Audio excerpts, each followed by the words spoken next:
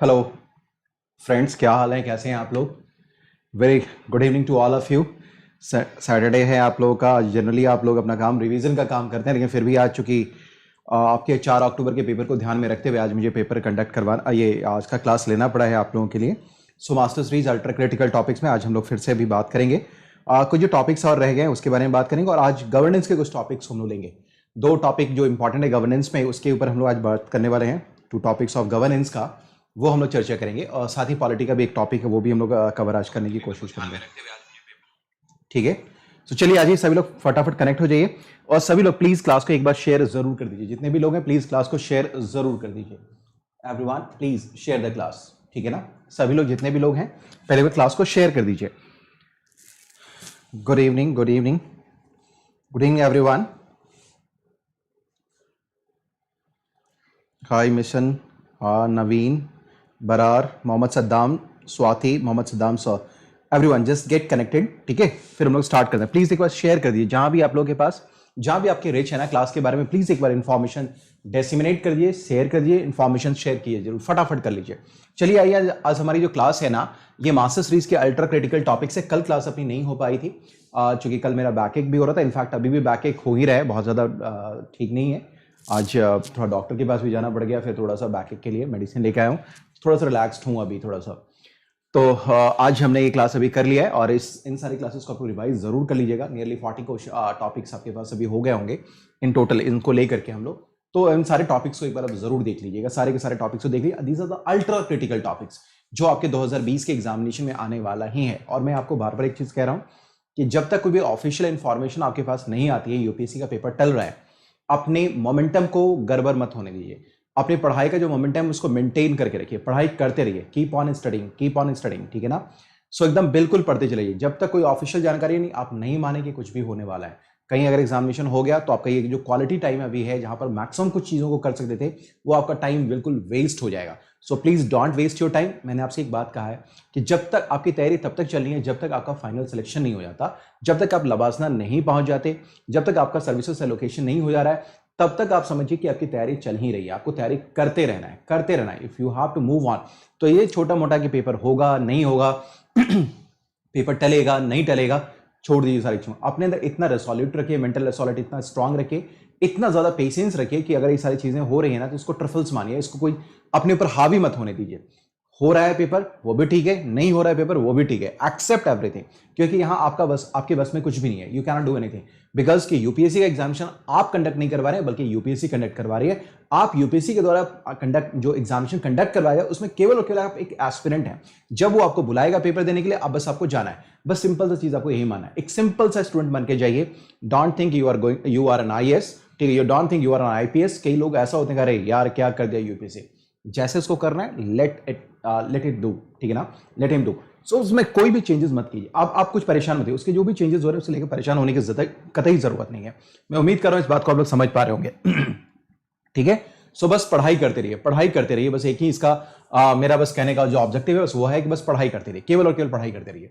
तो चलिए आइए हम लोग बात करना शुरू करते हैं आगे। ये देख लीजिए, तब तक आप लोग क्लास को एक बार शेयर कर दीजिए। मैं आपको छोटा सा अपने बारे में इंफॉर्मेशन शेयर कर दे रहा हूं। It's a brief introduction about me. More than 10 years of teaching experience in polity, governance, international relations, history, art and culture, and current affairs. ठीक है? ये I'm a good examination planner and strategist, and in fact मैं mock interview panelist भी रहा हूँ। ठीक है ना? Even I guided to कई जो आपके यूपीएससी जिन्होंने फाइनली क्वालिफाई किया है, I guided them even। ठीक है? And mentored more than 65,000 students right now। ठीक है? अभी तक इससे ज्यादा कि स्टूडेंट्स को मैंने क्या कर लिया, अभी तक गाइड कर दिया। ठीक है?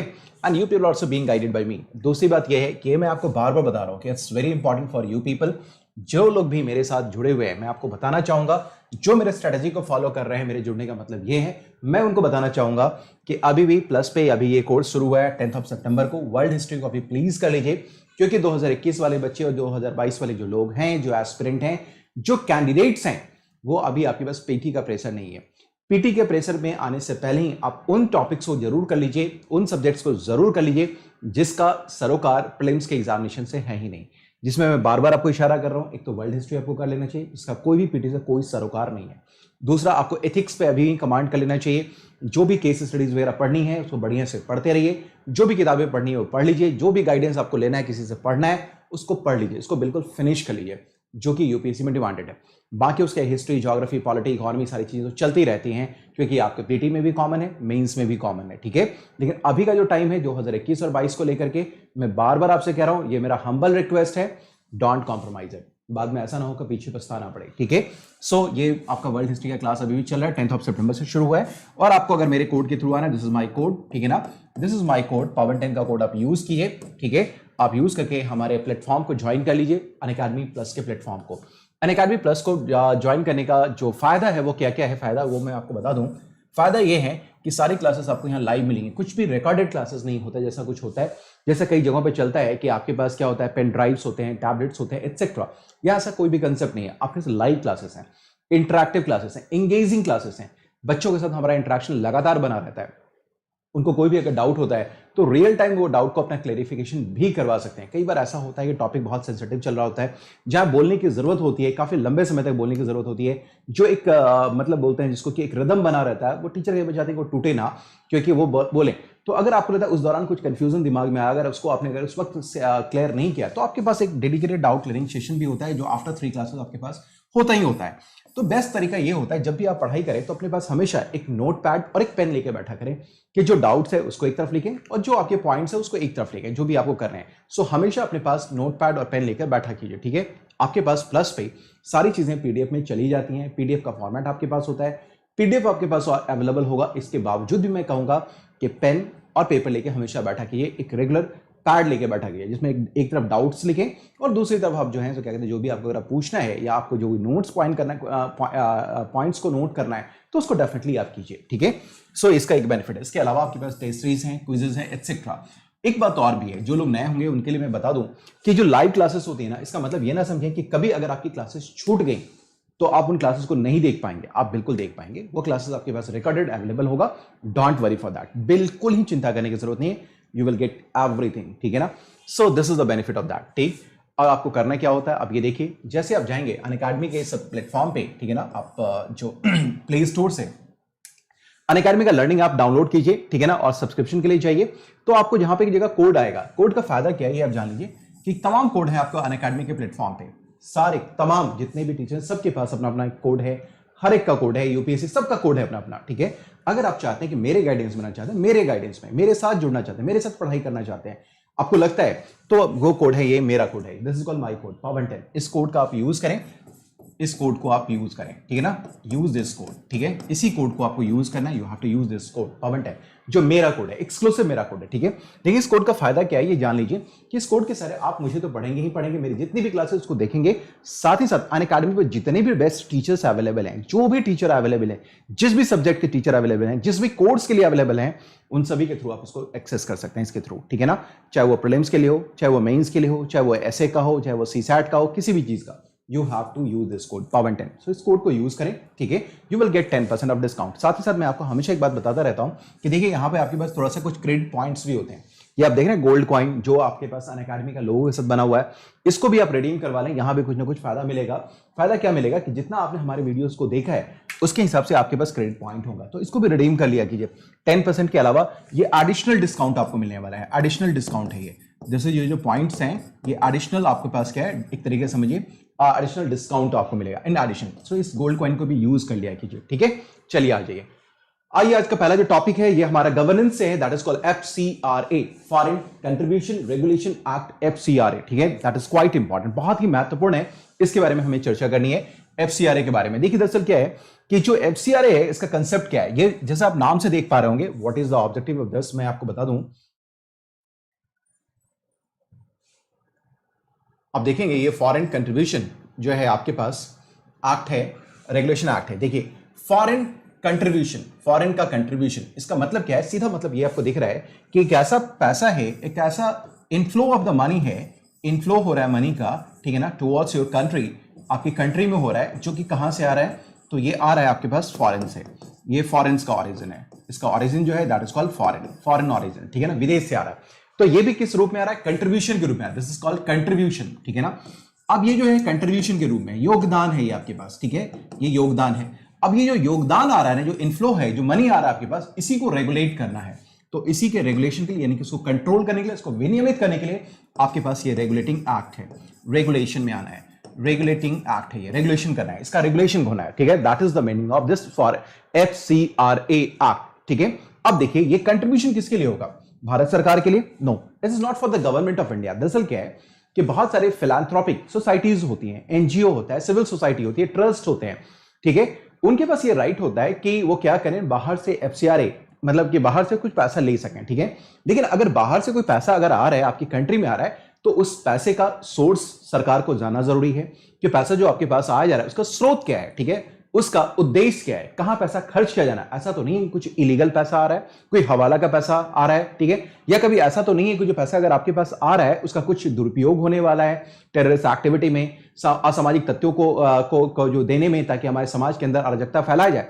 इसका मतलब क्या है कि हमें इस बात की जानकारी होनी चाहिए कि जो भी पैसा इंडिया के अंदर आ रहा है, जो भी इसका फॉरेन सोर्स है, उसका सोर्स क्या है, उसको देने वाला कौन है, वो किधर आ रहा है और किस काम के लिए लगाया जाना है, तो ये जानना जरूरी है। सरकार अगर देखती है कि किसी भी फिलैंथ्रोपिक उद्देश्य से लगाया जा रहा है, अगर हम देखते हैं कि किसी भी वो मतलब कल्याणकारी कार्य के लिए लगाया जा रहा है, तो सरकार उसको जाने देती है। लेकिन अगर लगता है सरकार को कि नहीं ये पैसा का जो सोर्स है वो डाउटेड है, ये पैसा जो यहां आ रहा है, जिसका इन्फ्लो यहां करवाया जा रहा है, वो उसका जो है सो उसका जो पर्पस है वो भी डाउटेड अगर है, तो सरकार वैसे पैसे को रोक सकती है, उसको रेगुलेट कर सकती है, उसे कंट्रोल कर सकती है। और इन्हीं बातों को ध्यान में रखते हुए FCRA एक्ट को लाया गया, जो कि एनजीओ, जो कि आपके जो आपके ट्रस्ट, जो भी सिविल सोसाइटीज हैं, उन सभी के ऊपर जो कंट्रीब्यूशन मिल रहा है, इसको रेगुलेट करने के लिए यह एक्ट लाया गया। मैं उम्मीद करता हूं इस चीज को आप लोग समझ पा रहे होंगे, ठीक है। So this is the objective of this foreign contribution regulation act FCRA, ठीक है ना।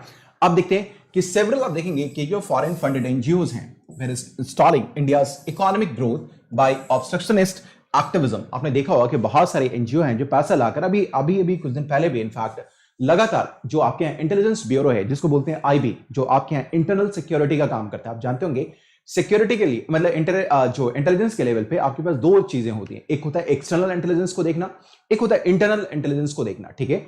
तो जो विद इन इंडिया देखती है, जो कंट्री के अंदर जो इंटेलिजेंस को देखती है, वो है IB, जिसको हम लोग बोलते हैं इंटेलिजेंस ब्यूरो। और जो आउटसाइड इंडिया के लिए देखती है, that is called raw, research and analysis wing होता है, ठीक है।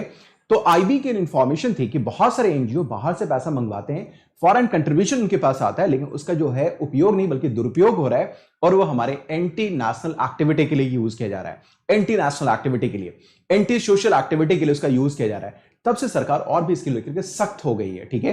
तो FCRA को लेकर के हमेशा अभी बदलाव किए जा रहे हैं, और लगातार जब से ये बना है उसके बाद से इसमें कई संशोधन किए जा सके। इनफैक्ट 2020 में भी इसके अंदर संशोधन किया गया है। FCRA के अंतर्गत अभी हुआ नहीं, बिल प्रपोज्ड है, तो हमें उन सारी चीजों के बारे में समझना होगा कि क्या क्या प्रपोजल्स हैं और क्यों ये न्यूज में रहा हुआ है। तो आइए इसको समझने की कोशिश करते हैं, what exactly in the news, ठीक है।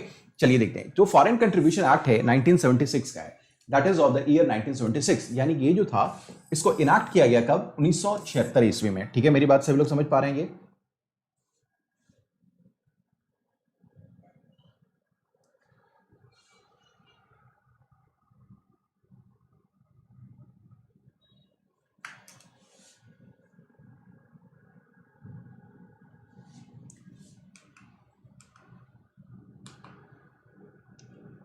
चलिए 1960 जो है हमारे पास 1976 में FCRA को लाया गया, वाज इनैक्टेड इन ईयर 1976, ठीक है। इसका जो ऑब्जेक्टिव था वो क्या था, प्राइम ऑब्जेक्टिव क्या था, रेगुलेट करना, just to regulate what, acceptance and utilisation, यानी कि जो पैसा हम लोग ले रहे हैं बाहर से स्वीकार कर लें, ठीक है, उसको क्या करना है, उसे हमें एक्सेप्टेंस के बारे में, और दूसरा यूटिलाइजेशन के बारे में, जो भी फॉरेन फंड है, जो कंट्रीब्यूशन है उसके बारे में, जो फॉरेन हॉस्पिटैलिटी है by person and association working in the different walks of the national life, ठीक है, इन सभी को रेगुलेट करने का इसका ऑब्जेक्टिव था। यानी कि कोई भी अगर सिविल सोसाइटी है, कोई भी एनजीओ है, कोई भी ट्रस्ट है, अगर बाहर से कोई भी पैसा एक्सेप्ट कर रही है या उसको इंडिया के अंदर यूटिलाइज कर रही है, तो हमें इसको देखना है, उसको रेगुलेट करना है कि वो कैसे कर रही है, ठीक है। So this was the objective of that. अब देखते हैं इसके अंदर कुछ प्रोहिबिटरी प्रोविजन है इस एक्ट के अंतर्गत, 1976 के अंतर्गत। इसमें इस बात की मनाही की गई थी, प्रोहिबिट किया गया था कि जितने भी इलेक्टोरल कैंडिडेट्स हैं, यानी कि जो चुनावी जो प्रत्याशी हैं, चुनाव में लड़ने वाले जो व्यक्ति हैं, जो चुनावी प्रत्याशी हैं, जो पॉलिटिकल पार्टीज हैं आपके पास, राजनीतिक दल हैं आपके पास, जो जजेस हैं, मेंबर ऑफ पार्लियामेंट्स हैं, और जो कार्टूनिस्ट हैं, कार्टूनिस्ट का काम होता है, आपने देखा होगा कार्टूनिस्ट को इसलिए शामिल किया गया है कि कार्टूनिस्ट क्या करें, कार्टून पोर्ट्रे करके हमारे यहाँ बहुत हद तक क्या करते हैं, उसमें सामाजिक वैमनस्यता क्रिएट करने की कोशिश करते हैं।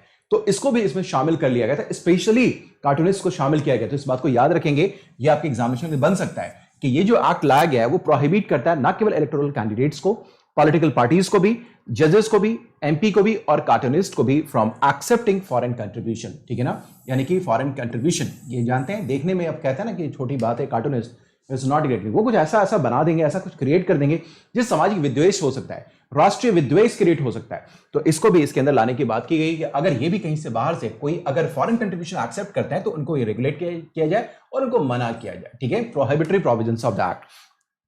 This prevented the companies owned by foreign nationals or Indian origin people based abroad with foreign citizenship to fund political parties in India। इसमें जो 1976 का जो एक्ट था उसके अंदर प्रिवेंट किया गया, मना किया गया किसको, जो भी कंपनी या तो फॉरेन ओरिजिन का है या कोई व्यक्ति जो कि इंडियन ओरिजिन का है लेकिन उसकी जो कंपनी है, जो उसका इंडस्ट्री है वो कहां है, वो आउटसाइड इंडिया है, तो वैसे किसी कंपनी का पैसा क्या होगा, किसी भी पॉलिटिकल पार्टी को दिया नहीं जाएगा। ये 1976 का एक्ट है, मेरी बात समझिए। अब इसमें कई बदलाव हो चुके हैं, लेकिन 1976 का जो एक्ट था उसमें यह चीज कहा गया था कि this prevents the companies owned by foreign nationals और Indian origin people based abroad, जो कि बाहर हैं, एंड विद फॉरेन सिटीजनशिप, जिनके पास बाहर की नागरिकता है, ठीक है ना, विदेशी नागरिकता है, टू फंड पॉलिटिकल पार्टी, ये इनको इन इंडिया इसको रोका गया, प्रिवेंट किया गया, ठीक है ना। ऐसा कोई भी व्यक्ति जो कि कोई फॉरेन कंपनी है या कोई इंडियन ओरिजिन का कोई व्यक्ति अगर है लेकिन उसके पास किसी अन्य देश की अगर नागरिकता है, साथ ही साथ उसका जो कंपनी है उसका एस्टैब्लिशमेंट जो है वो आउटसाइड इंडिया कहीं भी है, अब्रॉड में अगर है, तो वैसे किसी भी कंपनी का पैसा किसी पॉलिटिकल पार्टी को ट्रांसफर नहीं किया जाएगा। ये बातें अभी पॉलिटिकल पार्टी के कंटेक्स्ट में क्यों हो रही है, क्योंकि पॉलिटिकल पार्टी के बारे में ये बताया जा रहा है कि बाहर से वो फंडिंग लेकर के जो फंड लेती है, ठीक है ना, तो बाहर का जो फंड आता है उनके पास अगर आता है, अगर सोर्स भी अगर नहीं पता है तो कई बार ऐसा होगा जो फॉरेनर के जो इंटरेस्ट होंगे उसको इंडिया में इंप्लीमेंट करने की कोशिश की जाएगी, तो इसलिए डायरेक्टली पैसे को रोकने की बात की गई। मेरी बात सभी लोग समझ पा रहे हैं। सो 1976 के एक्ट में जब इसको इनैक्ट किया गया था, देन इट वाज क्या था, इट वाज प्रोहिबिटेड, इसको बंद मना किया गया था, it was prevented. It repealed the FCRA. अब उसका देखते हैं कि दूसरा इसमें एक संशोधन होगा। एफसीआरए जो 1976 है उसमें 2010 में संशोधन किया गया। जो संशोधन किया गया उसमें जो 1976 का एफसीआरए एक्ट था उसको रिपील कर दिया गया। इट रिपील्ड द एफसीआरए 1976, ठीक है। Rather, it gave wider authority to enforcement agencies to regulate donations from abroad, ठीक है ना। It gave wider authority to enforcement agency। इसके बाद क्या हुआ कि जो कोई भी जो आपके पास जो एनफोर्समेंट एजेंसी है, जो बाहर से जो कंट्रीब्यूशन आ रहा है, जो पैसा आ रहा है, उसको जो रेगुलेट करने वाली संस्थाएं भारत में है, उनके पास कहीं ज्यादा पावर दिया गया, उनको जहां कहीं ज्यादा शक्तियां दी गई, ठीक है ना, ताकि वो इन्वेस्टिगेट कर सके, इंक्वायरी कर सके, एटसेट्रा। सो इसका जो ऑब्जेक्टिव था 2010 का वो ये था एक तरीके से एफसीआरए 1976 को रिपील करना, और दूसरा ये था कि जो अथॉरिटी है, जो इन्फोर्समेंट एजेंसी है, उनको वाइडर पावर्स देना, ठीक है ना, वाइडर पावर्स देना, ठीक है, रेगुलेट करने के लिए। The act prohibits acceptance and utilization of foreign contribution or foreign hospitality for any activities which is detrimental to the national interest। इस बात में एक बात बिल्कुल स्पष्ट कह दिया गया कि अगर कोई भी पैसा अगर बाहर से आ रहा है, विदेश से अगर आ रहा है, ठीक है, और उस पैसे का उपयोग भारत में, उपयोग नहीं बल्कि कहूं दुरुपयोग राष्ट्र के अहित में किया जा रहा है, राष्ट्र के हित में, राष्ट्र के अहित में अगर किया जा रहा है, और जो राष्ट्र के लिए वो क्या है, वो अघातक है, तो ऐसे पैसे को किसी को भी एक्सेप्ट करने की इजाजत नहीं दी गई, किसी को भी, चाहे वो एनजीओ हो, सिविल सोसाइटी हो, एटसेट्रा। और ये तय करेगा कौन, ये अगेन आपके यहाँ की गवर्नमेंट तय करेगी, आपके यहाँ की होम मिनिस्ट्री तय करेगी, on the advice of IB करेगी। मेरी बात सभी लोग समझ पा रहे हैं। तो इसका मतलब क्या है कि जहां भी सरकार ने आपको मना कर दिया वैसा पैसा आप नहीं लेंगे, साफ कह दिया कि जो कोई भी सोर्स अगर है, और गवर्नमेंट ने कह दिया कि ये जो सोर्स मनी है जो कि विदेश से लाया जा रहा है वो डिटरमिनेंटल है, वो घातक है इंडिया के इंटरेस्ट के लिए, तो उस पैसे को कोई भी भारत के अंदर एक्सेप्ट नहीं करेगा, चाहे वो एनजीओ हो, कोई भी सिविल सोसाइटी हो, ट्रस्ट हो, कोई भी हो, नोबडी विल एक्सेप्ट दैट। कोई पॉलिटिकल पार्टी हो, कोई भी, चाहे कोई इंडिविजुअल क्यों ना हो, कोई group of association of people हो या कोई इंडिविजुअल हो, they will not accept the money, ठीक है। मेरी बातें सभी लोग समझ पा रहे हैं, गुड। चलिए आ जाइए, हम लोग बात करें, नेक्स्ट आ जाइए। तो इतनी बातें आपने देख ली, चलिए नेक्स्ट आ जाइए, देखते हैं। It barred various organisation including those of और political nature from receiving foreign funds as well.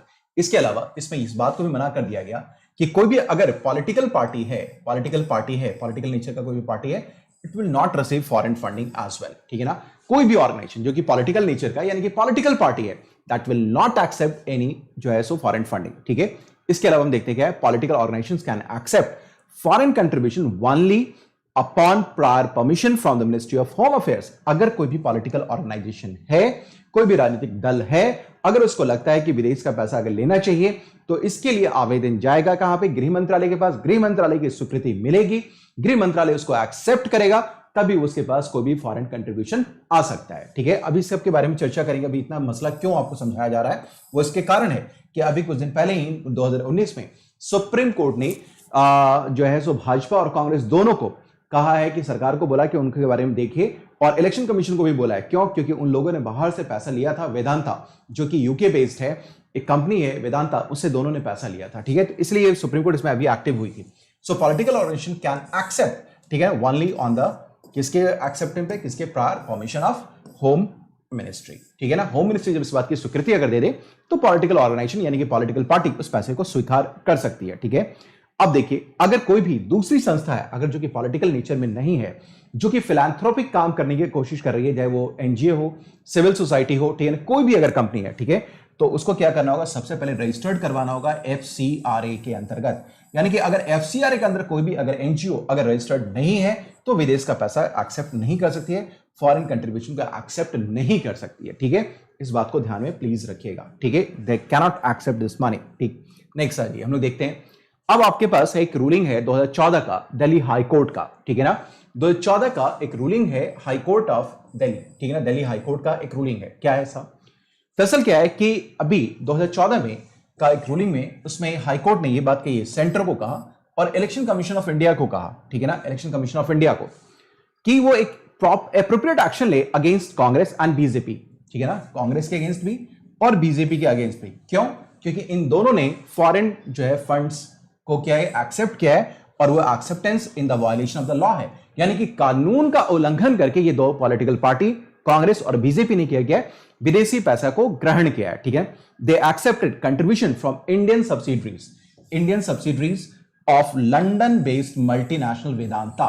ठीक है ना, वेदांता का ये पैसा जो है इंडिया की सब्सिडरी है, इससे पैसा लिया है। तो इसलिए इसमें कहा गया इलेक्शन कमीशन ऑफ इंडिया को, मेरी बात समझिएगा, और कहा गया सरकार से कि दोनों ही पार्टी से आप थोड़ा सा क्या करें, बात करें, उसके अगेंस्ट में अप्रोप्रिएट एक्शन लें। अब देखिए, जैसे अब ये दोनों को दोनों पार्टी कभी कांग्रेस सरकार में होती है, कभी बीजेपी सरकार में होती है, तो आप जाहिर सी बात है देखेंगे जैसे ऐसा रूलिंग हाईकोर्ट का अगर आता है तो तुरंत ये लोग ने बचाव में क्या करेंगे, संसद का सहारा लेंगे, संसद के द्वारा कोई ना कोई कानून पारित कर देंगे, जिसके द्वारा से ये जो प्रभाव है सुप्रीम कोर्ट के आदेश का, जो रूलिंग आया है, जो डायरेक्शन आया है, उसको न्यूट्रलाइज किया जा सके। क्या किया गया वो देखने की कोशिश करते हैं। एक्ट लाया गया, जैसे दिल्ली हाईकोर्ट ने यह बात कही कि भाई सुप्रीम कोर्ट, ये जो कहते हैं बीजेपी और कांग्रेस, इन दोनों को देखा जाए, उसको देखिए, एप्रोप्रिएट एक्शन लीजिए कि इन्होंने क्या किया है, फॉरेन फंडिंग एक्सेप्ट करिए। वैसे पार्लियामेंट ने क्या किया, एक एक्ट पारित कर दिया जिसका नाम है फाइनेंस एक्ट 2016 का। ठीक है, इसने कर दिया।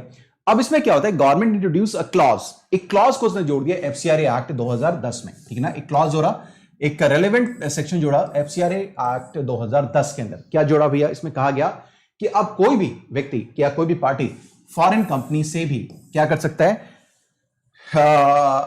जो फॉरेन कंपनी से भी पैसा स्वीकार कर सकता है। ठीक है, bill that amended the relevant section of FCRA 2000 that what was hereto a foreign company now become an Indian company, उससे पैसा स्वीकार कर सकते हैं। इसमें ये क्या है कि अब फॉरेन कंपनी जो इंडियन कंपनी कैसे बनेगी, ये देखिए, इसके लिए कंडीशन क्या दिया गया, इसमें कहा गया ये कि act change the definition of foreign company, इसमें फॉरेन कंपनी की परिभाषा को ही बदल दिया गया।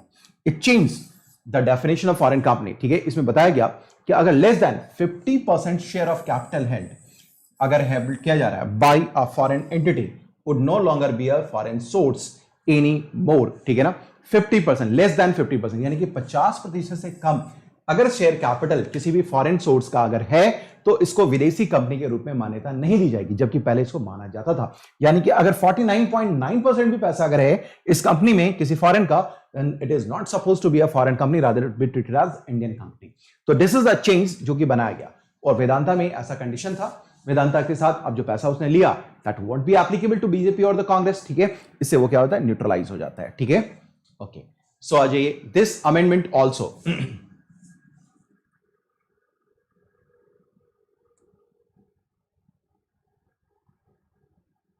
ठीक है, चलिए अब आइए हम देखते हैं। This amendment has also opened the doors for all political parties to accept funding from foreign companies. ठीक है ना, अब इसने क्या किया, जितने भी दूसरे पॉलिटिकल पार्टी हैं उन सभी के लिए दरवाजा खोल दिया कि विदेश से पैसा एक्सेप्ट किया जा सकता है, जबकि मैं व्यक्तिगत रूप से इस बात को मानता हूं कि इट शुड नॉट हैपन, ये नहीं होना चाहिए। ठीक है, चलिए आ जाइए, नेक्स्ट आ जाइए, नेक्स्ट आइए देखते हैं sir. This amendment was introduced with retrospective aspect. अब जैसे कि हाईकोर्ट ने कहा था, तो ये जो एक्ट लाया गया इसका प्रभाव क्या होगा, पीछे से होगा, रेट्रोस्पेक्टिव होगा। इसका मतलब क्या है कि जो हाईकोर्ट ने जो अपना रूलिंग दिया था और गाइडलाइंस जारी करी थी, रूलिंग दिया था किसके लिए, गवर्नमेंट ऑफ इंडिया के लिए और इलेक्शन कमीशन के लिए, कि ये जो बीजेपी और जो कांग्रेस है जिसने बाहर से पैसा लिया है और उसने एफसीआरए एक्ट का वायलेशन किया है, उसके लिए उसको अप्रोप्रिएट एक्शन लिया जाए, यानी कुछ पनिशमेंट मिलता। उससे पहले ये कानून बन गया, पारित कर दिया गया, और बीजेपी और कांग्रेस दोनों उससे बरी हो गए। और इनफैक्ट अब दूसरी जितनी भी पॉलिटिकल पार्टी हैं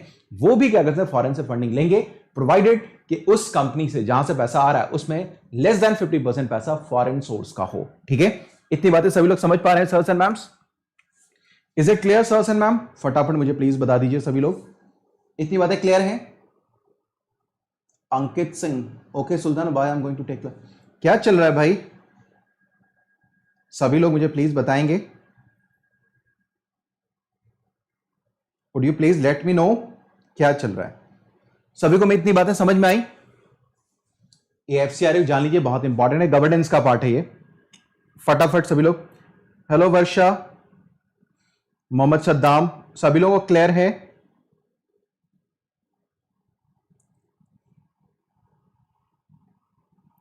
पक्का वाला जरा मुझे बताएं।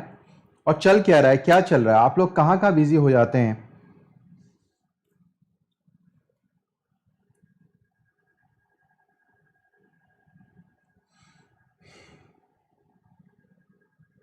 क्लियर है ना सबको? ओके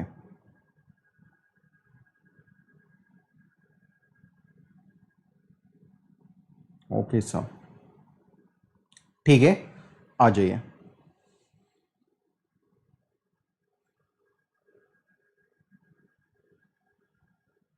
ओके, पक्का वाला देन इट्स ओके।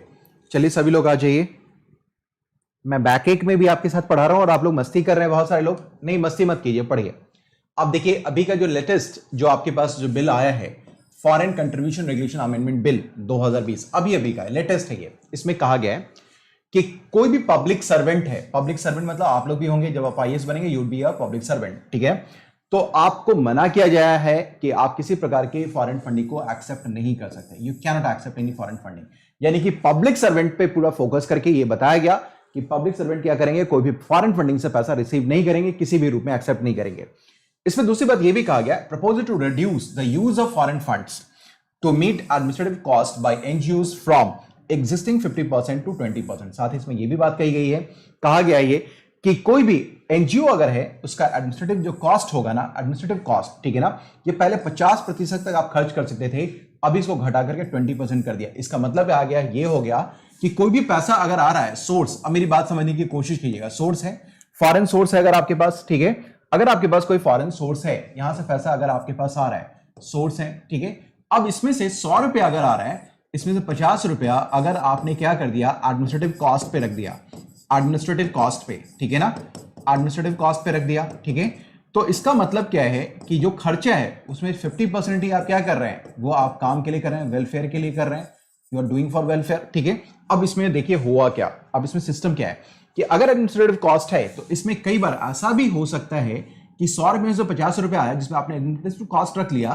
तो कई लोगों की सैलरी काफी ज्यादा हो सकती है, सैलरी काफी हाई हो सकती है, और ये जो सैलरी जिनकी हाई रखी गई है वो हो सकता है कि जो सोर्स जो है, जो फंडर है, जो यहां पैसा आपको दे रहा है, वो इनकी बातों को समझे, इनकी बातों को माने, और यहां पर जो कुछ ऐसा एक्टिविटी इनको करने के लिए कहा जा सकता है जिसको ये फॉलो करें। इसका मतलब ये हो गया कि सैलरी का जो कंपोनेंट है इसको यहां पर कम कर दिया गया, इसको ल्यूक्रेटिव कम बना दिया गया, 80% वेलफेयर के लिए, 20% एडमिनिस्ट्रेटिव कॉस्ट के लिए रखा गया, ठीक है। तो ये चेंजेस आपको रखना है ध्यान में कि इसको 50% से घटा करके कितना कर दिया गया, केवल और केवल 20% कर दिया गया, ओनली 20%, ठीक है। इट्स डन ओनली 20%, ठीक है।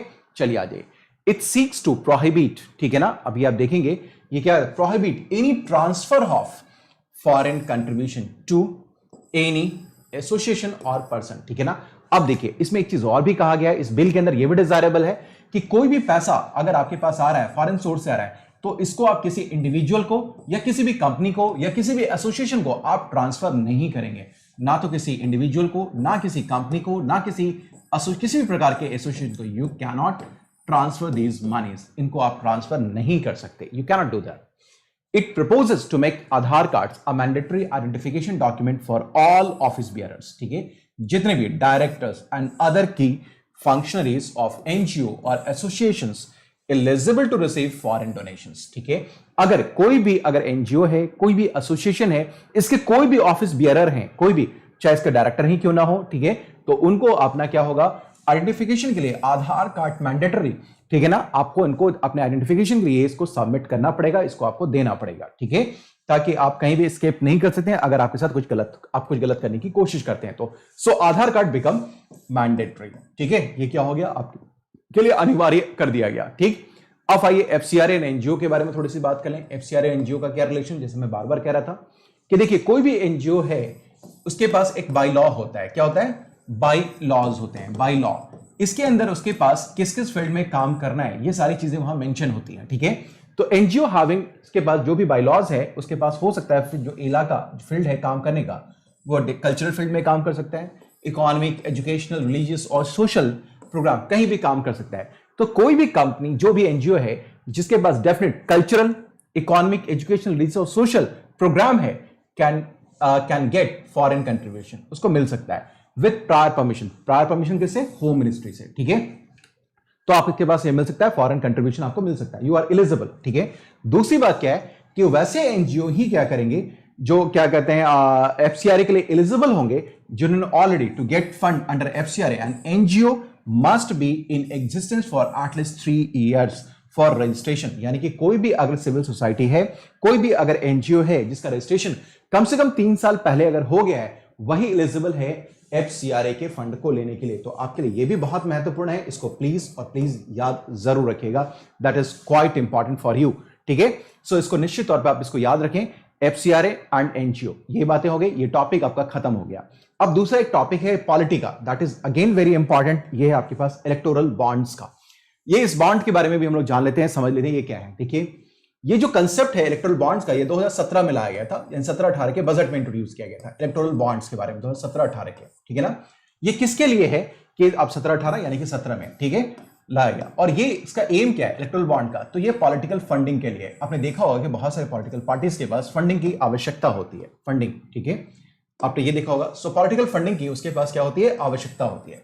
तो ये जो इलेक्टोरल बॉन्ड बनाया गया है जिसका ऑब्जेक्टिव क्या है कि पॉलिटिकल फंडिंग किया जाए. ठीक है, और एक प्रकार का ये जो बॉन्ड है ये एक बैंक, जो बियरर बैंकिंग इंस्ट्रूमेंट है, ठीक है ना, जो कि फंडिंग एलिजिबल पॉलिटिकल पार्टी को देती है. That is used to for funding to eligible political party. Eligible का मतलब क्या है यहाँ पे, एलिजिबल का मतलब यह है कि जो इलेक्शन कमीशन ऑफ इंडिया के साथ रजिस्टर्ड है, जैसा मैंने आप लोगों को बता भी रखा है, पढ़ा भी रखा है आरपीए के अंतर्गत, तो आपको 30 डेज के अंदर क्या होना, रजिस्ट्रेशन करवाना होता है. अभी सारी चीजें मैंने बता रखी हैं.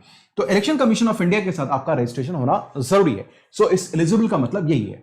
तो आपके पास कोई भी अगर एलिजिबल पॉलिटिकल पार्टी है, उसको अगर पॉलिटिकल फंडिंग की जरूरत है तो इलेक्टोरल बॉन्ड के थ्रू उसके पास पैसा दिया जाएगा. और this concept was introduced in 2017, in fact during the budget of 2017 and 18, right.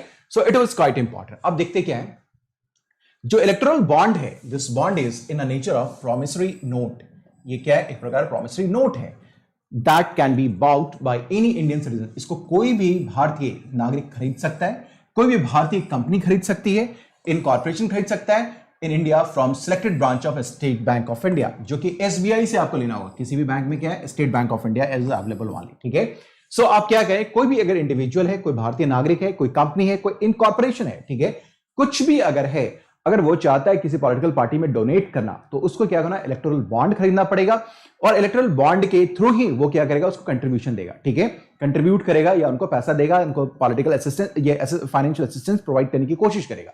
और ये जो इलेक्टोरल बॉन्ड है वो आपको कहां से मिलेगा, स्टेट बैंक ऑफ इंडिया से मिलेगा. ठीक है, इसके भी ब्रांचेस भी डिफाइंड है. ठीक है, स्टेट बैंक ऑफ इंडिया से मिलेगा. ठीक है, अब इसमें है क्या कि देखिए कि कोई भी सिटीजन है या कॉर्पोरेशन है या can then donate the same to any eligible political party. अब मैं समझ रहा हूं कि एलिजिबिलिटी का मतलब समझ में आ गया, to political party of his और her choice.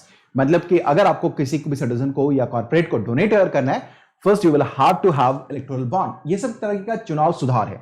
The bonds are similar to bank notes. ये जो बॉन्ड्स हैं, जैसा मैंने आपको बताया, ये क्या है, बैंक नोट्स हैं. Are payable to the bearer on demand are a free of interest. ठीक है ना, ये क्या है कि पेबल है टू द बियरर, ठीक है, ऑन डिमांड, रिक्वेस्ट करने पर, आर फ्री ऑफ इंटरेस्ट, और ये इसमें ये इंटरेस्ट फ्री होता है। ये जो बैंक नोट है यानी कि जो bonds are bank notes, that is free of interest, ठीक है। एंड ऑन डिमांड ये बियरर को इशू किया जाता है, on demand that is issued to the bearer, ठीक है। चलिए अब देखिए, इंडिविजुअल और party will be allowed to purchase these bonds digitally. आप या तो इसको डिजिटली परचेज कर सकते हैं, या नहीं तो आपके पास एक दूसरा माध्यम है, वो है चेक के थ्रू कर सकते हैं। You cannot get it through cash, क्योंकि कैश का सोर्स पता नहीं होता कि पैसा आप कहां से लेके आ रहे हैं। या तो अगर किसी को डोनेट करना है तो आप डिजिटली मोड में दीजिए, डिजिटल मोड में दीजिए, या नहीं तो आप चेक के थ्रू जो है सो क्या करेंगे, बॉन्ड को आप खरीद सकते हैं। This is only two mode, digitally and दूसरा क्या है आपके पास, through cheque. It will not carry the name of the pay, और इसमें पे का नाम जो होता है वो नहीं मेंशन होता है, not mentioning of name of payee का नाम उसमें मेंशन नहीं होता है। And political parties are allowed to verified, ठीक है ना, अलॉटेड और वेरीफाइड। और जितने भी पॉलिटिकल पार्टी होते हैं उनके पास एक वेरीफाइड अकाउंट होता है, इस बात को ध्यान रखिएगा। जितने भी पॉलिटिकल पार्टीज उनके पास इलेक्शन कमीशन ऑफ इंडिया एक वेरीफाइड अकाउंट देगा पॉलिटिकल पार्टीज के पास, ठीक है ना, पॉलिटिकल पार्टीज के पास। और इसी फंड के, इसी जो वेरीफाइड आपके पास अकाउंट है, इसी में वो फंडिंग आपकी आएगी, ठीक है।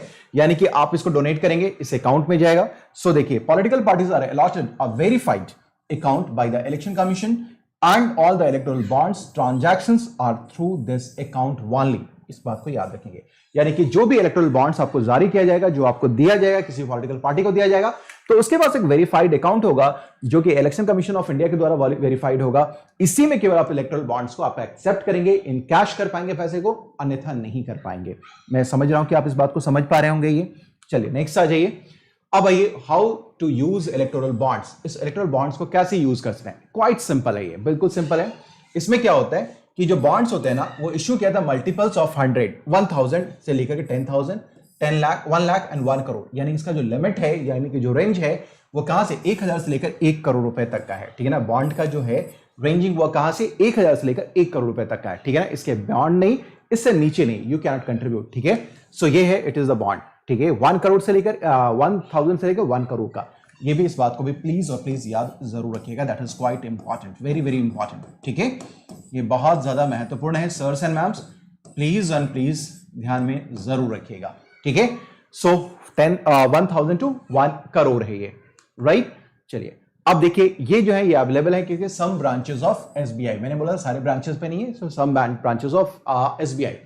अब इसमें क्या है कि कोई भी अगर डोनर है पॉलिटिकल पार्टी को, जो इलेक्टोरल बॉन्ड के थ्रू उसको पैसा डोनेट करना चाहता है, तो उसका केवाईसी कंप्लीट होना चाहिए, केवाईसी कंप्लायंट अकाउंट होना चाहिए, can purchase the bonds, can then donate them to party, individual और देयर चॉइस, ठीक है। सो केवाईसी आपका पूरा होना चाहिए। The receiver can encash the bond through the party's verified account. मैंने जैसा कहा था कि जो इलेक्शन कमीशन ऑफ इंडिया जिस अकाउंट को वेरीफाई करेगा, उसी में इलेक्टोरल बॉन्ड आएगा, उसी जो है वेरीफाइड अकाउंट के थ्रू ही आप पैसे को इन कैश कर सकते हैं। The electoral bond will be valid only for 15 days. अब आपको ये याद रखना है कि इसकी जो वैलिडिटी है वो केवल और केवल 15 दिनों की है, यानी कि जो बॉन्ड है उसको इनकैश करने का you have the time limit of only 15 days. इस बात को याद रखें। इसके ऊपर भी बात हो रही है कि इसको घटा दिया जाए, इसको घटा कर 5 दिन करने की बात हो रही है। सो 15 डेज, इतनी बातें सभी लोग समझ पा रहे हैं। So it is important.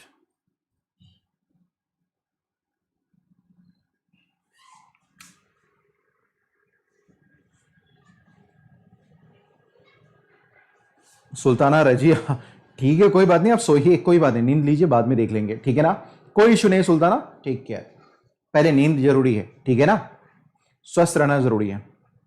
Okay, इतनी बाकी लोगों को समझ में आ गई है। एट द पास्ट, यस वर्षा, कि हाँ पीछे से, ठीक है, इतनी बातें सारे लोगों को क्लियर हैं। फटाफट मुझे प्लीज सभी लोग बता दीजिए, इतनी बातें स्पष्ट हैं। फिर उसके इलेक्टोरल कंडीशंस के बारे में बात कर लें हम लोग। थैंक यू विशाल। मैंने बोला है कि इसी उद्देश्य से इसको लेके आया हूं मैं, इस सेशन को, इस प्रोग्राम को, ताकि आपके एग्जामिनेशन में अल्ट्रा क्रिटिकल टॉपिक्स हैं ये आपके पॉलिटी एंड गवर्नेंस के। मुझे भी उम्मीद है कि प्रश्न यहां से आना चाहिए। बाकी तो ईश्वर है, नोबडी कैन क्लेम कि भाई यूपीएससी क्या है। ये UPSC union public service commission नहीं, बल्कि अनप्रिडिक्टेबल पब्लिक सर्विस कमीशन जैसा कुछ है, जहां पर आप कुछ चीज को प्रोडिक्ट नहीं कर सकते। सो इसका इतना महत्म्य है, यूपीएससी इतनी बड़ी एग्जामिनेशन है। ओके सर्स एंड मैम्स, चलिए आ जाइए। Okay great one. चलिए नेक्स्ट आगे हम लोग मूव करें। नेक्स्ट आइए, अब ये इलेक्टोरल बॉन्ड्स के कंडीशंस क्या क्या है, इसके बारे में थोड़ी चर्चा कर ले हम लोग। Any party that is registered under section 29A of RPA 1951, जैसा मैंने आपसे कहा था कि कोई भी पॉलिटिकल पार्टी है उसको अगर इलेक्शन कमीशन से रिकॉग्नाइज्ड होना चाहिए, तो ये मैंने आपको बता रखा है कि उसका जो प्रोविजन है वो RPA 1951 के सेक्शन 29A के अंतर्गत किया गया है। यानी कि जो representation of the people's act है 1951 का 43 of 1951 has secured at least 1% of the votes polled in the must on the most recent general election. अब ये भी याद रखिएगा कि वही पॉलिटिकल पार्टी, एक तो इलेक्शन कमीशन ऑफ इंडिया के साथ रजिस्टर्ड होना चाहिए, साथ ही साथ एलिजिबिलिटी का एक और कंडीशन है, इसको जरूर याद रखिएगा। वो क्या है कि किससे पहले कोई भी अगर चुनाव हुआ है तो उस राजनीतिक दल के पास जिसको कि इलेक्टोरल बॉन्ड लेना है, उसका फायदा उठाना है, तो उसको पिछले चुनाव में कम से कम 1% मत मिला होना चाहिए जो वैलिड वोट गिरा है। इसका मतलब क्या है कि किसी भी जगह अगर टोटल मान लेते हैं कि 100 वोट गिरी हुई हैं, तो उस पॉलिटिकल पार्टी को कम से कम 1 वोट जरूर मिला होना चाहिए, तभी वो इलेक्टोरल बॉन्ड को यूज कर सकता है, प्राप्त कर सकता है, ले सकता है। ठीक है, सभी लोग समझ पा रहे हैं? Is it clear sirs and ma'ams? So the most recent general election में उसके पास क्या होना चाहिए? 1% ऑफ वैलिड वोट्स होना चाहिए polled in the most general elections और assembly elections is eligible to receive electoral bonds. इस बात को भी कृपया करके ध्यान में रखेंगे। कितना प्रतिशत वोट होना चाहिए? 1% वोट होना चाहिए।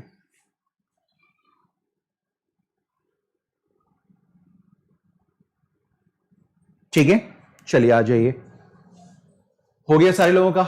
चलिए नेक्स्ट आ जाइए, हम लोग बात करें।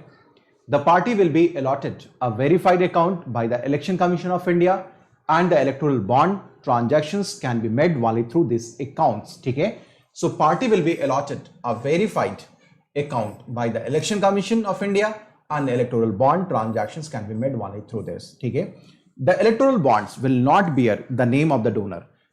Donor का name नहीं होगा, will not bear the name of the donor. Thus the political party might not be aware of the donor's identity.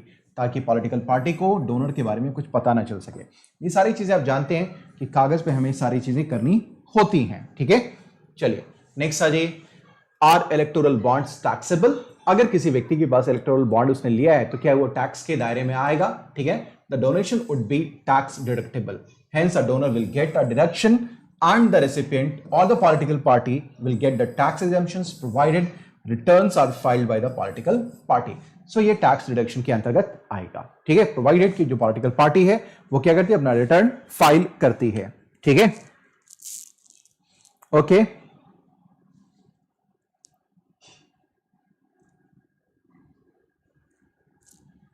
चलिए पक्का वाला, okay.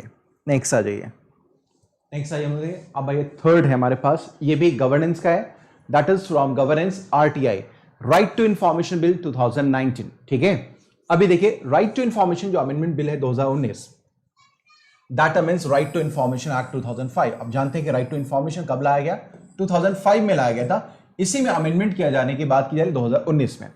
Under the RTI 2005, public authorities are required to make disclosures on various aspects of their structure functioning. ठीक है, RTI act 2015 के अंतर्गत जो सरकारी सेवक होते हैं, जो पब्लिक अथॉरिटीज होते हैं, उनके पास ये उसके लिए रिक्वायर किया गया है कि वो अपना डिस्क्लोज करेंगे अपने various aspects of their structure functioning. ठीक है, this include disclosure on their organisation function and structures, power duties of its officers and employees and financial information. ये सारी चीजें उनको डिस्क्लोज करनी होती है। कोई भी जो पब्लिक अथॉरिटी है, पब्लिक गवर्नमेंट है, सॉरी पब्लिक अथॉरिटी यानी कि गवर्नमेंट एम्प्लॉय है, उनको ये सारी चीजें डिक्लेयर करनी होती हैं। ठीक है, अब ये RTI अमेंडमेंट बिल 2019 कहता क्या है? The right to information amendment bill 2019 was introduced in the Lok Sabha by the minister of state for personnel and public grievances pension mister Jitendra Singh on July 2019। ये इंपॉर्टेंट है। It seeks to amend the right to information act 2005 और इसके की features क्या क्या है इसके बारे में हम लोग बात कर लेते हैं। देखिए क्या है, पहला क्या है कि टर्म ऑफ जो इंफॉर्मेशन कमिश्नर्स है under the act CIC, that is called Chief Information Commissioner, and Information Commissioners are appointed at the national and state level to implement the provisions of the act. ठीक है, so इनको implement करने का provision दिया गया है। ठीक है, the act states that the CIC यानी कि Chief Information Commissioner and other IC, that is called Information Commissioners appointed at the central and state level will hold office for a term of 5 years. The bill removes this provision and states that the central government will notify the term of the office for the CIC and IC. ठीक है, so the bill removes the provision and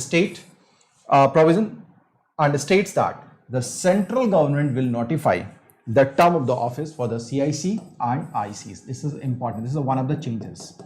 ये changes हैं जो आपको ध्यान में रखना होगा. ठीक है, next आ जाइए. Determination of the salary. Act states also that the salary of the CIC and IC at central level will be equivalent to the salary paid to the Chief Election Commissioner. Equivalent to the salary paid to Chief Election Commissioner and Election Commissioners. ठीक है, respectively. Similarly, the salary of the CIC and ICs at the state level will be equivalent to the salary of Election Commissioners and the Chief Secretary to the state government respectively. Similarly, the salary of CIC and IC at state level, ठीक है, उनकी salary किसके बराबर होगी? Election Commissioners और Chief Secretary के बराबर होगी respectively. The bill seeks to amend the provisions state that salaries, allowances and other terms and conditions of the services of central and state chief election information commissioners and information commissioners will be determined by the central government वाले. Right? So ये भी आपको याद रखना है. अब deduction in the salary. The act states that at the time of the appointment of the CIC and ICs at the central and state level, they are receiving pension or any other retirement benefits for the previous government services, their salaries will be reduced by an amount equal to the pension. Next, Ajay, the previous government service includes service under the central government, state government, corporations established under the central or state law, and the government company owned or controlled by the central or state government. The bill removes these provisions. That's it. इतनी चीजें sir आपको याद रखनी है. छोटी सी बात है, CIC में बहुत ज्यादा कुछ नहीं था. इतनी बातों को जरूर ध्यान में रखिएगा. That is the important piece of information. So ये था आपके पास गवर्नेंस का 2 टॉपिक जो हमने किया, 2-3 टॉपिक जो हम लोगों ने कर लिया. RTI किया, हम लोगों ने इससे पहले FCRA किया.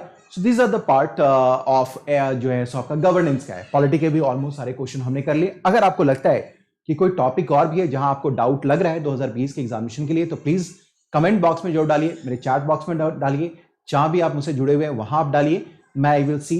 ठीक है, अगर कुछ अभी मैंने देखा लावा कुमार का एक मैसेज है, इन दिनों मैं थोड़ा सा मैं परेशान हूं, थोड़ा सा नहीं देख पाया हूँ, तो आप मुझे कमेंट बॉक्स में डाल दीजिए, चैट बॉक्स में, जो कि मैं इजीली देख पाऊँ. जहां भी आप मुझे वहां बता दीजिए, मैं डेफिनेटली आपको देखूंगा, रेस्पॉन्ड करूंगा. Lava, you are a good student, ऐसा I am no way I am going to ignore you bro. तो whenever I will see the message, definitely I will respond you back, don't worry for that. ठीक है, and I will personally now I will see your message on priority basis. Definitely you don't worry for that. ठीक है, but give me some time because I will not say 9-10 बजे से पहले मैं message देखूंगा नहीं, मैं देखूंगा then I will definitely reply you. ठीक है, चलिए बाय गाइस. तो चलिए पक्का वाला समझ में आ गया. और सभी लोगों को मैं बता दूं कि मेरी जो बैच है, मेरा जो बैच हो रहा है, शुरू हो रहा है, सभी लोगों को बैच कोर्स पूरा का पूरा शुरू है. 5th of October से मेरा बैच शुरू हो रहा है, पूरा का पूरा बैच कोर्स, पवन सर का बैच कोर्स पूरा. अगर आप मेरे साथ जुड़ना चाहते हैं, पवन सर्स, पूरा का पूरा पवन सर का, पवन सर्स बैच. ठीक है ना, ये आप जान लीजिए, पूरा का पूरा बैच कोर्स शुरू हो रहा है. बैच कोर्स जिसमें बहुत सारे टीचर्स होंगे. मैं स्टार्ट कर रहा हूं इसको 5th of October से, 5th of October से, जो कि पूरी की पूरी टीम होगी. अनअकैडमी के best of the teachers available होंगे इस वाले बैच में, जो है सो 5th of October को. So don't miss this opportunity, don't miss this opportunity. ठीक है, मैंने बार बार कहा, आप इसके लिए प्लस पे आ सकते हैं, आइकॉनिक पे आ सकते हैं. प्लस में फायदा क्या है कि live classes, test series, unlimited practice and structured schedules आपको मिलेंगे. साथ ही साथ आइकॉनिक में क्या है, live classes, test series, unlimited और स्ट्रक्चर्ड शेड्यूल्स के अलावा आपके पास इन एडिशन आपको क्या मिलेगा, personal coach, means answer writing practice, study planner, expert guideline. So you will get in addition of these things. ठीक है, सो इतनी सारी चीजें आपको एडिशनल मिलने वाली है. ठीक है, so it is the beautiful platform Unacademy. आप इसको प्लीज ध्यान में जरूर रखिएगा. अब देखिए कि आपके पास जो फी है स्ट्रक्चर, वो भी मैं बता दूं कि फी स्ट्रक्चर क्या है. जान लीजिए सभी लोग, जितने भी लोग हैं, फी क्या है आपकी फीस. ये देखिए क्या है, प्लस के लिए आप देखिए 1 ईयर का है अभी आपके पास 44,000 का, 2 ईयर का है 64,000 का. ठीक है, 1 ईयर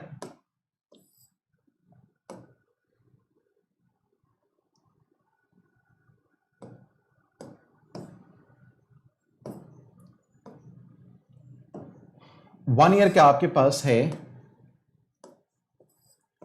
अरे ये 1 ईयर का है आपके पास 44,000 का, 2 ईयर का आपके पास है 64,000 का. ठीक है, और जो आपके पास आइकॉनिक है उसका 1 ईयर का 64,000, 2 ईयर का है 99,000, ठीक है। और यहां आपके पास जो कोड है दैट इज कॉल्ड पवन 10, ये कोड आपको अप्लाई करना है, you have to apply this code, ठीक है ना, you will have to apply this code, be a rising sun, ठीक है, ये बिल्कुल सन बनिए, पवन 10 का कोड अप्लाई कीजिए और मेरे साथ जुड़िए, मेरे गाइडेंस में रहिए, मेरे मेंटरशिप में रहिए। सो 5th ऑफ अक्टूबर से, ये याद रखिएगा, जो मेरा बैच है वो कब से शुरू हो रहा है, 5th of October, 5th of अक्टूबर से। जो इंडिया के बेस्ट ऑफ टीचर्स हैं, जो 5th ऑफ अक्टूबर से जो अनअकैडमी पे अवेलेबल है, मेरे बैच कोर्स में है, पूरा का पूरा बैच कोर्स शुरू हो रहा है, बैच कोर्स, ठीक है ना। आप चाहें तो केवल मुझे भी पढ़ सकते हैं, आप चाहें तो पूरे पूरे बैच को पढ़ सकते हैं, ठीक है ना। This is the batch course 5th of October, this is mine and this is my code that you have to keep in your mind, this is my code Pawan 10, don't forget this code. अगर if you want to have my direction, my instructions, my guidance, my support, you will have to use this, ठीक है। चलिए फिर मिलते हैं। अच्छा, आज शाम में 6:30 बजे अपना केयर का क्लास भी है अनअकैडमी के ऐप पे, हम लोग अनअकैडमी के ऐप पे शाम में 6:30 बजे केयर सितंबर के मंथ का हम लोग करने वाले हैं, सितंबर के मंथ का हम लोग केयर करेंगे। मैंने आपसे बताया था कि जो कुछ भी हम लोग पिछले हफ्ते पढ़ेंगे उन सभी का भी हम लोग क्या करेंगे, अपना क्वेश्चंस भी करेंगे, एमसीक्यू के थ्रू करेंगे। तो हमने जो कुछ भी अभी तक हमने फोकस में पढ़ा है उन सभी का रिवीजन का टाइम है केयर के थ्रू, शाम में 6:30 बजे ऐप पर। Bye, till then take care everyone with lots of love and blessings. Hope to see you at 6:30 p.m. on Unacademy app. Bye, take care.